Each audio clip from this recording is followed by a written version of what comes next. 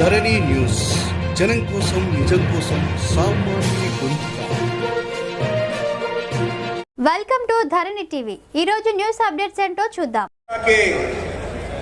समाप्ति कार्यक्रम में मंच पर उपस्थित हमारे बहुत ही जुझारू और कर्मशील और संवेदनशील अध्यक्ष सम्माननीय श्री संजय बंडी जी,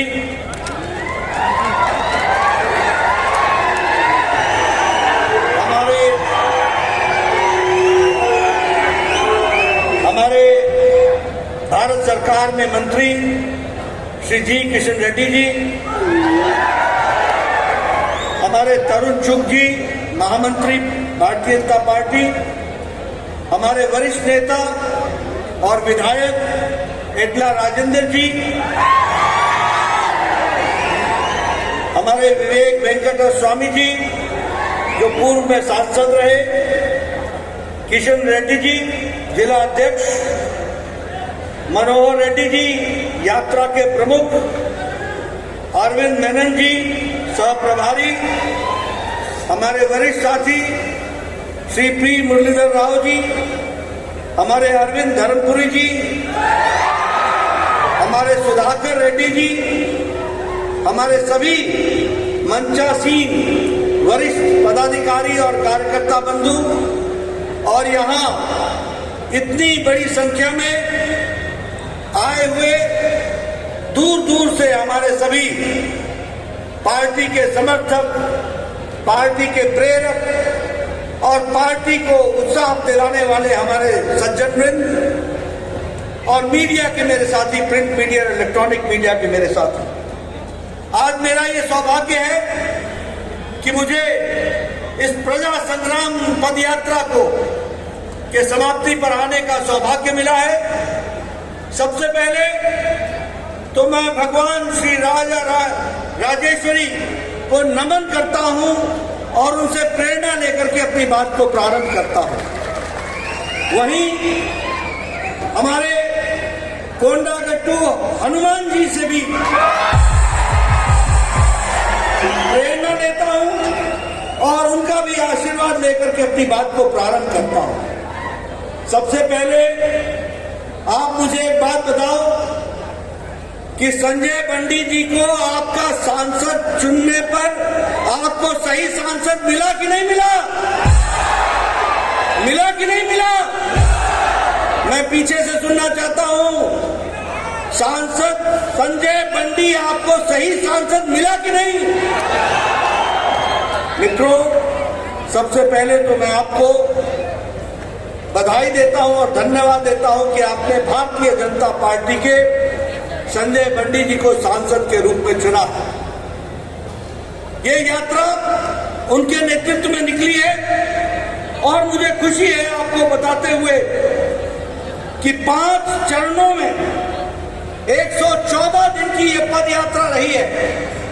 56 असेंबली कॉन्स्टिट्यूएंसीज को कवर करते हुए 1458 किलोमीटर पद यात्रा करते हुए आज हम करीम नगर में यहां इस यात्रा की समाप्ति कर रहे हैं। मित्रों, यह यात्रा रुकने वाली नहीं है, यह तो शुरुआत है।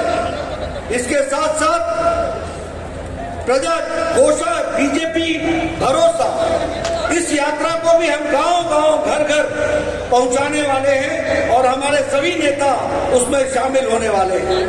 और उसी तरीके से एक नारा भी आप लोगों ने तय किया है, सालू डोरा सिलावू डोरा अभियान। इस अभियान के तहत enough is enough, good bye KCR, इसको भी हमको समझने की जरूरत है। और साथ ही साथ मैं यह भी बताना चाहता हूं कि दूसरे फेज में और तीसरे फेज में, और अभी जब मैं आ रहा था तो मेरी यात्रा को भी रोकने का काम टीआरएस ने किया और टीआरएस के लोगों ने किया। मैं केसीआर को बता देना चाहता हूं कि ये प्रजातंत्र है। दमन को प्रजातंत्र के अंदर इतिहास के कूड़ेदान में साबित कर देती है ये जनता है, इसको पहचानो, इसको समझो।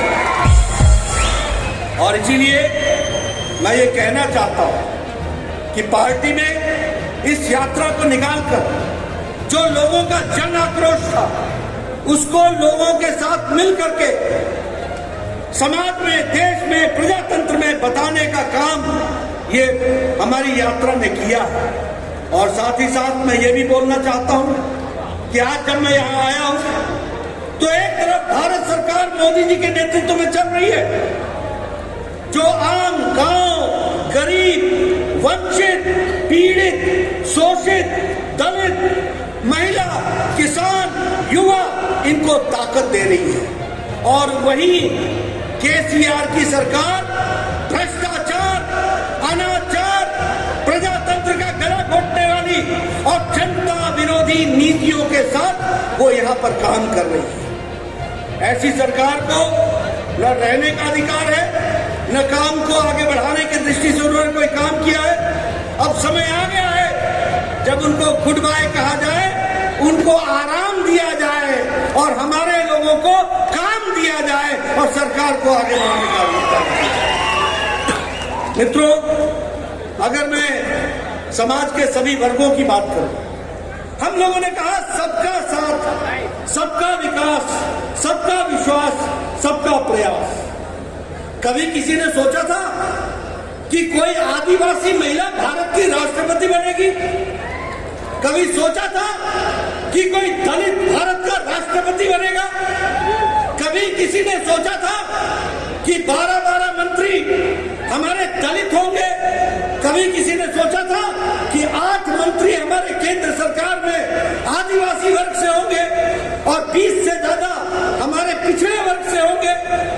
ये सबको साथ जोड़ने का काम, एक माला में पिरोने का काम, सबका साथ, सबका विकास, सबका विश्वास और सबके प्रयास को आगे बढ़ाने का काम किसी ने किया है तो नरेंद्र मोदी जी की सरकार ने और नरेंद्र मोदी जी ने किया है।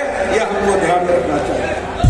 मैं इसके साथ साथ यह भी बताना चाहता हूं कि विकास की दृष्टि से आज अगर मैं तेलंगाना की बात करूं तो जो सड़कें बनी हैं वो पिछले 5 साल के अंदर केंद्र सरकार के द्वारा 4,996 किलोमीटर बनी, 4,996 किलोमीटर।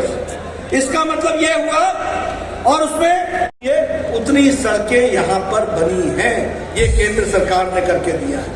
उसी तरीके से 4 लेन का फ्लाईओवर, एलिवेटेड कॉरिडोर, ये सारी चीजें विकास के दृष्टि से यहाँ पर काम हुआ है, उसको आपके सामने में रखना चाहता हूँ। अगर मैं जल जीवन मिशन की बात करूं, हर घर जल पहुंचाने की बात की है तो 1,91,00,000 घरों में इसको पहुंचाने का 1,91,000 लोगों के घरों में इसको पहुंचाने का काम किया है। उसी तरीके से नए हाउस होल्ड, नए घरों में 38 लाख घरों में घर घर जल पहुंचाने का काम किया है। उसी तरीके से अगर हम देखें तो आज मुझे दुख के साथ कहना पड़ता है कि यह स्टेट तेलंगाना जो एक समय में सरप्लस स्टेट थी, उसको आज डेट में डालने का काम किया है तो केसीआर ने किया है। उसको अंधेरे में धकेलने का काम किया है तो केसीआर ने किया है। और आपको जानकर आश्चर्य होगा कि आज तेलंगाना प्रदेश जो आज से 8 साल पहले सरप्लस स्टेट था, आज 3.29 लाख करोड़ रुपए के डेट में खड़ा है ये हमारा प्रदेश। उसी तरीके से केसीआर बोलते रहते हैं कि Telangana is a richest state. मैं आपको करेक्ट करना चाहता हूं, Telangana was a richest state, you have made it a poor state and a debt state. ये भी आपने ला करके खड़ा किया है। अगर मैं बात करूं, ऊंचे ऊंचे विचार लेकर के चले, ऊंची ऊंची बातों को कहने के लिए चले। मैं कोशिश करूंगा, आपके तेलंगाना में कहावत है, उस कहावत को मैं तेलुगु में बताने का प्रयास करूंगा।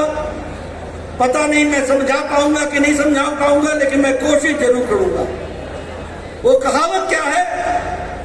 उट्टी एगरा लेनम्मा स्वर्गनिकी एगुरा दामू आनू कुंडी।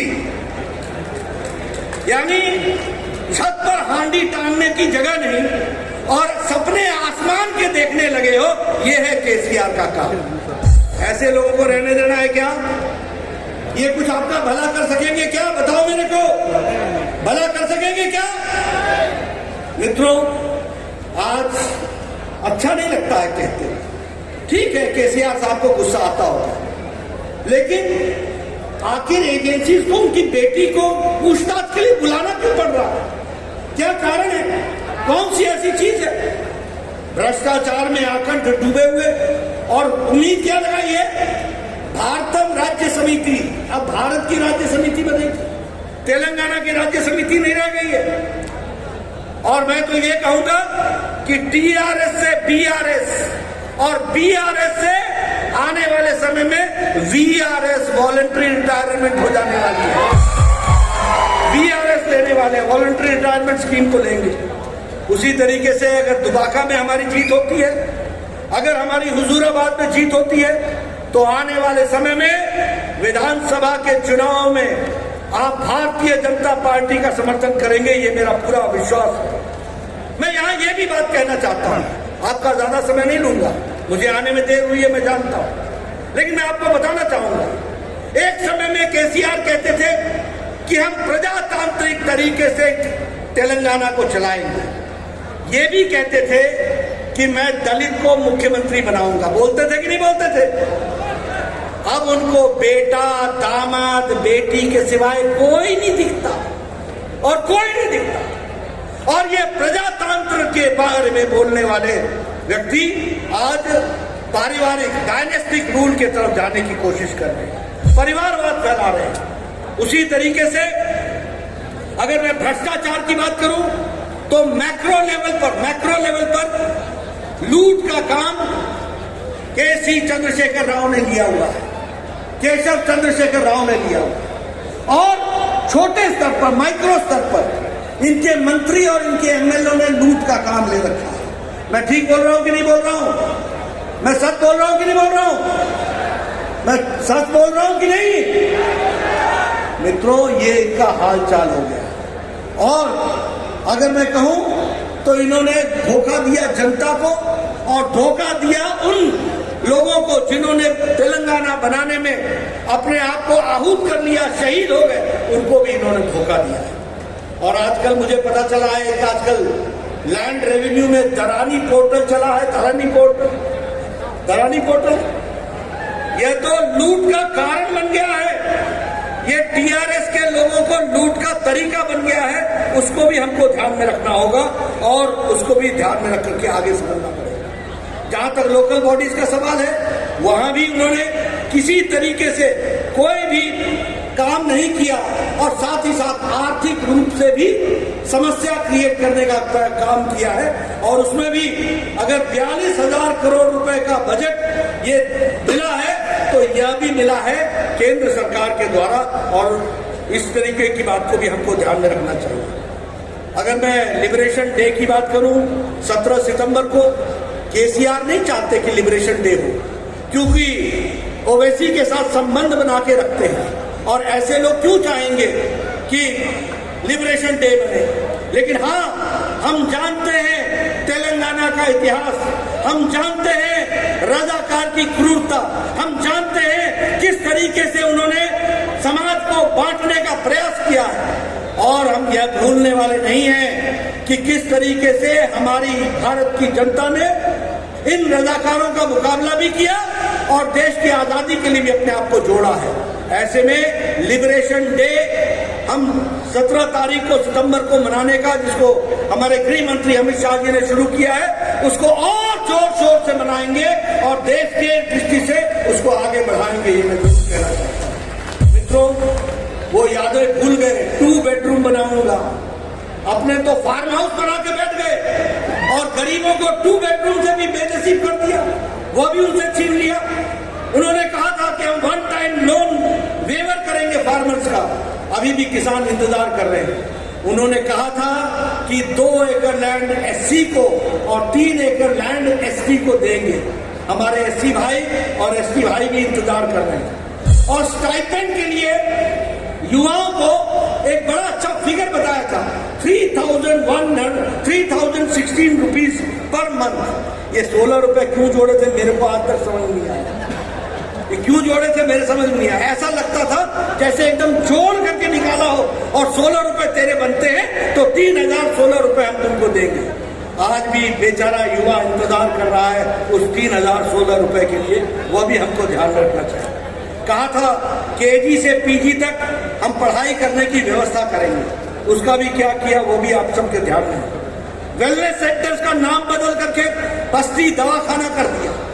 हम केंद्र सरकार की योजना 1,50,000 देश में हम वेलनेस सेंटर बना रहे हैं और उस वेलनेस सेंटर में 1,50,000 में बड़ी संख्या में तेलंगाना में भी बन रहा है, लेकिन उसका नाम बदल करके बस्ती दवाखाना है। और मैं पूर्व स्वास्थ्य मंत्री रहा हूं, मुझे मालूम है दवाखाना और वेलनेस सेंटर में जमीन आसमान का अंतर है। लेकिन केसीआर को कौन समझाए, चीटिंग करने वाला ओरिजिनल नहीं होता, वो डुप्लीकेट होता है। तो तुम डुप्लीकेट हो, ओरिजिनल हम ही है, ये तेलंगाना की जनता जानती है। और इसीलिए मैं अंत में एक बात कहूंगा, आपका ज्यादा समय नहीं लूंगा।